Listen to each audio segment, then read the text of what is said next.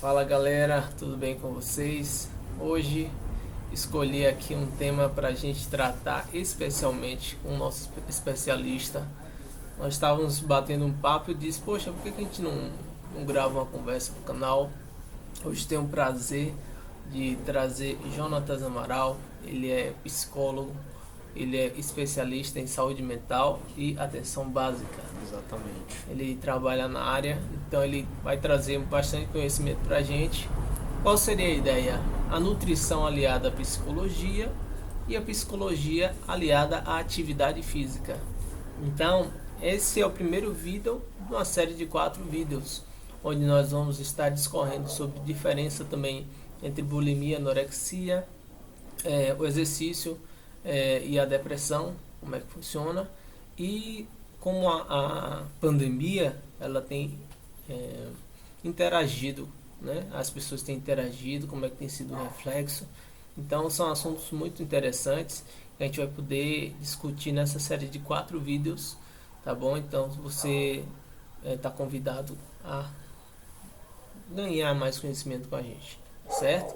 Então vou pedir a Jonatas para que ele possa explicar para a gente o que é vigorexia, como é que foi descoberto isso de alguma forma, como é que a gente pode identificar esse sintoma. Por favor, Jonatas. É um prazer estar aqui no seu canal J. Notre. para a gente poder discutir, falar algumas coisas, mesmo que de forma objetiva, sobre um assunto que, embora seja antigo, mas não é de muito conhecimento para a população, para as pessoas em si, né? A vigorexia é um tema que ainda está sendo difundido, eu diria, mas que não é muito comentado justamente porque existe uma dificuldade muito grande para um diagnóstico, né? Mas o que seria, qual o conceito da vigorexia? É justamente uma disfunção, é uma distorção que o sujeito tem da sua imagem corporal, né?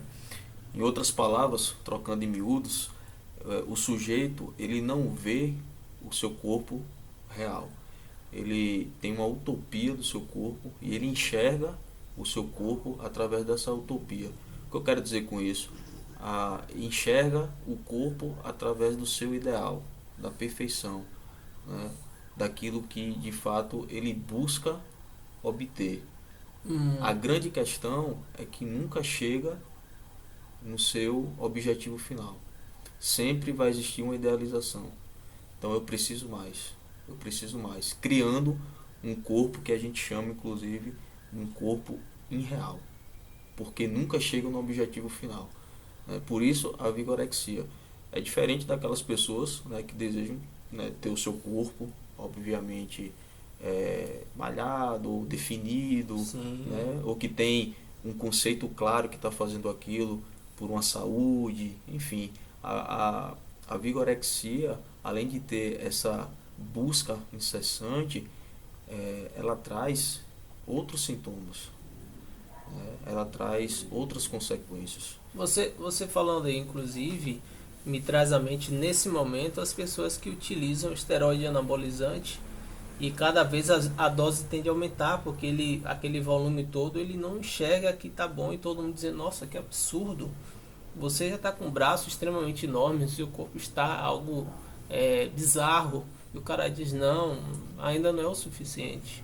Perfeitamente. Inclusive é algo muito comum para quem tem esse transtorno, usar esse tipo, digamos assim, de ajuda, né, para obter esse resultado mais rápido. Mas é aquilo que a gente está falando aqui, esse resultado ele nunca chega, né? A visão do sujeito sempre está condicionado, né, a uma perfeição, né, a um corpo irreal. Então esse objetivo, né, final, ele nunca é saciado. E isso vai virando um ciclo, né, uma busca cada vez mais pela atividade física, né, enfim. E aí a gente entra naquilo que a gente também chama do transtorno obsessivo compulsivo. Isso é interessante a gente falar com relação à vigorexia, porque quando a gente fala do transtorno obsessivo compulsivo, a gente só pensa no famoso toque, né? Só. Principalmente as pessoas ali do senso comum, né? Ah, lavar as mãos, E bater a porta, bater a de checar porta e 3 tal. vezes, se fechou. Isso, exatamente.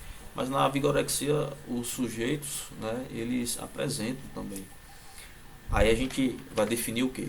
A questão do obsessivo. Né? Por que o obsessivo? Vem a questão do pensamento, que é o que a gente falou aqui nessa introdução. Então, enquanto um sujeito que tem esse transtorno, né, vou dar esse exemplo, eu penso no meu corpo perfeito, eu penso, né, no corpo que eu quero alcançar, e aquilo vira uma obsessão. Quando eu falo da obsessão, está ligado sempre ao pensamento, está ligado sempre a essa utopia, esse ideal. Né? E por que a compulsão? A compulsão vai ser o comportamento, vai ser essa repetição, essa busca para saciar essa obsessão. Por isso se torna obsessivo compulsivo. Eu penso, eu idealizo e a compulsão vem para o concretizar. Né? Então eu começo a praticar de forma repetitiva, muitas vezes exaustiva, para alcançar esse ideal. Então acaba virando também um transtorno obsessivo compulsivo. Está dentro da vigorexia e que poucas pessoas, né, sabem. Consegue alinhar um conceito ao outro. Exatamente, exatamente. E, bom, e aí dentro disso vem algumas questões a mais, né?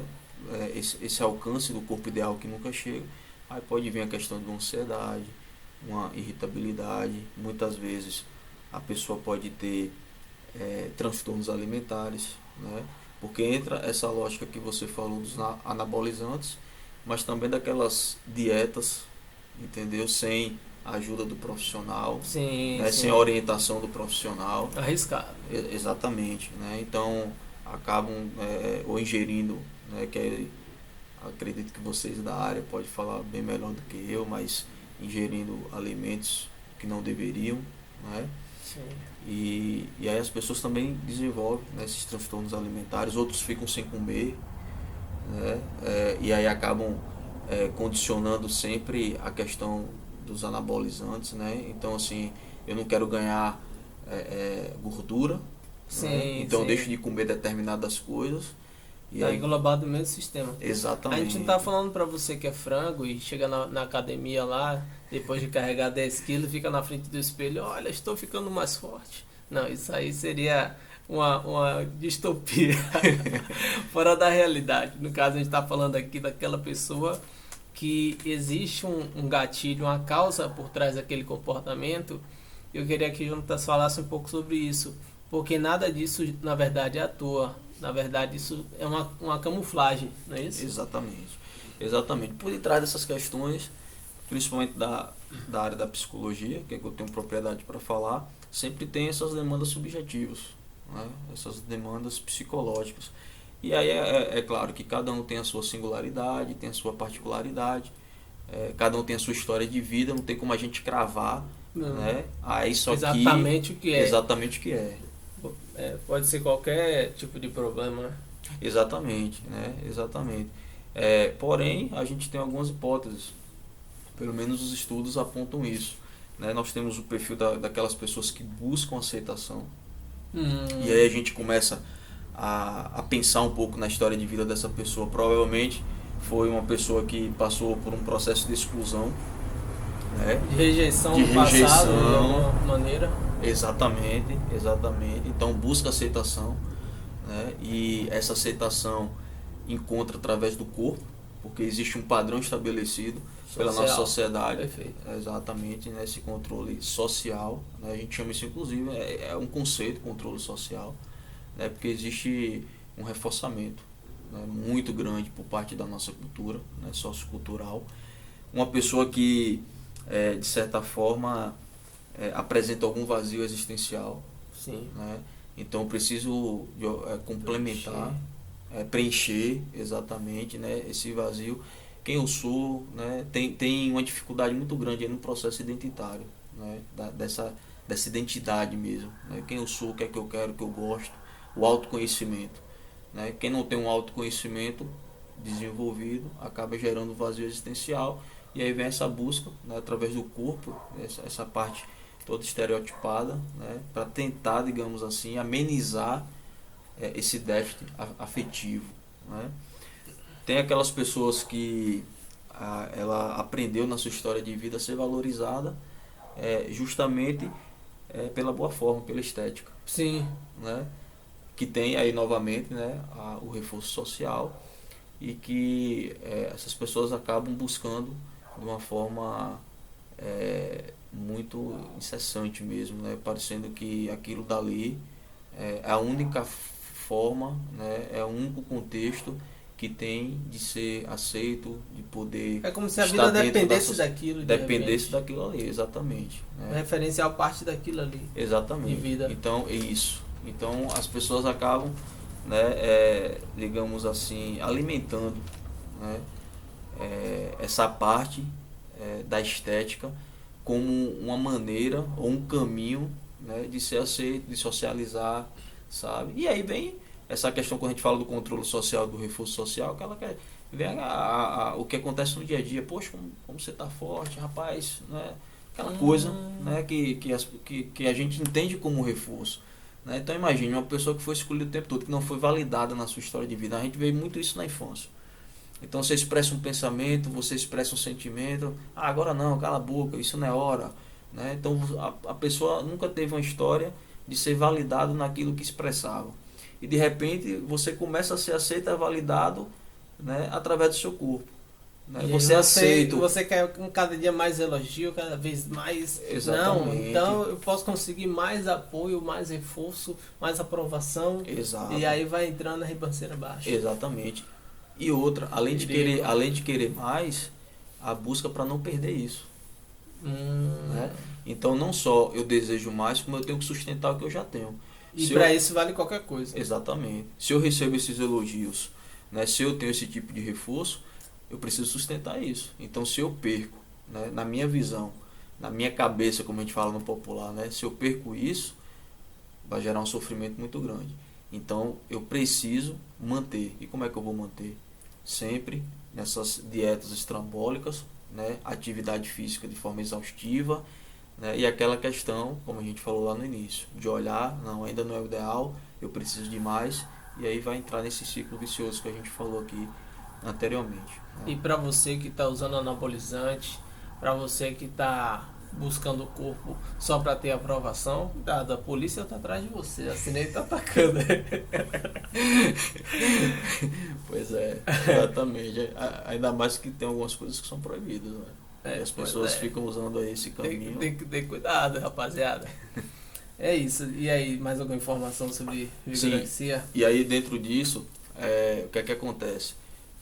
Existem as mídias e hoje principalmente os influenciadores digitais. Pode partir para o bem, mas também para o mal. Vai depender muito da funcionalidade. Não é que as pessoas, né, que muitas vezes têm o seu canal, que colocam, né, essas fotografias, né, e incentivam, né, essas pessoas incentivam outras pessoas a essa busca, façam, né, ou fazem de uma forma que querem prejudicar. Né? Mas justamente porque tem essa construção cultural já estabelecida, né, as pessoas podem influenciar a esse desenvolvimento, digamos assim, da vigorexia. Né? Por quê? Porque eu sempre reforço um padrão. A gente tem um padrão estabelecido do que é beleza, do que é uma estética bem definida, né? Do que é que a pessoa precisa, e ainda vende isso muitas vezes como uma felicidade. Então, na verdade, você está dizendo que eu crio a expectativa que com aquele corpo daquela estrela eu consigo aquilo que ele consegue também. Gera uma certa expectativa. Eu posso conseguir uma mulher que nem a dele? Exatamente. Posso conseguir uns amigos na lancha igual ele? Isso. As curtidas também. Quantas curtidas, né? Quantas, né? Enfim, quantas pessoas elogiando, né? Então, poxa, essa pessoa é feliz, essa pessoa tem a vida perfeita, eu quero isso, né? E muitas vezes eu começo aonde? Do corpo, ao corpo que ele tem, o corpo que ela tem, né? Embora os estudos mostram que a vigorexia tem uma predominância maior no sexo masculino. Sim. Né?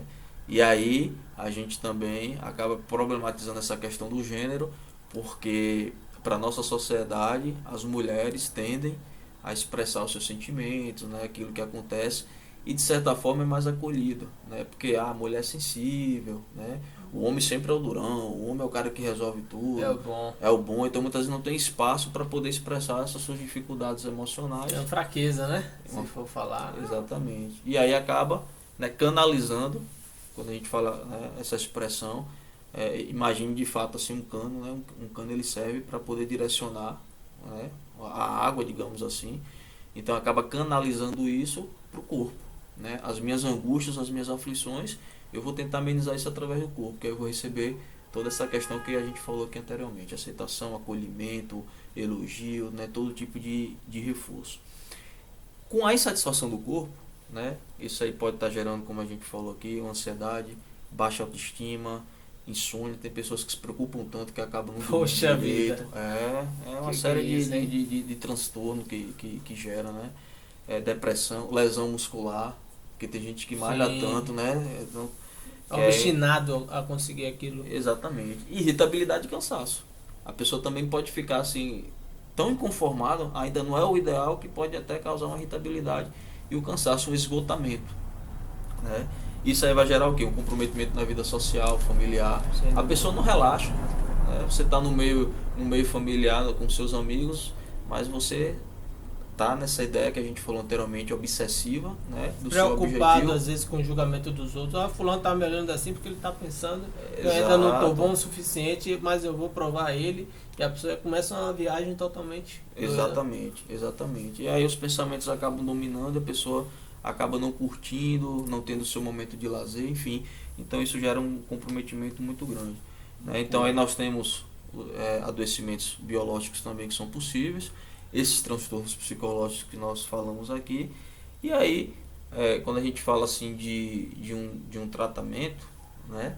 Eu gosto muito do termo da área da psicologia, o acompanhamento, mas quando se fala do tratamento de forma geral, a gente sempre aconselha uma equipe multiprofissional.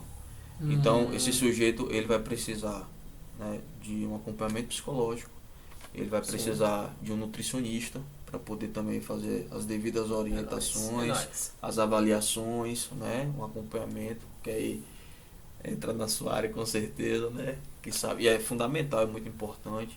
Sim.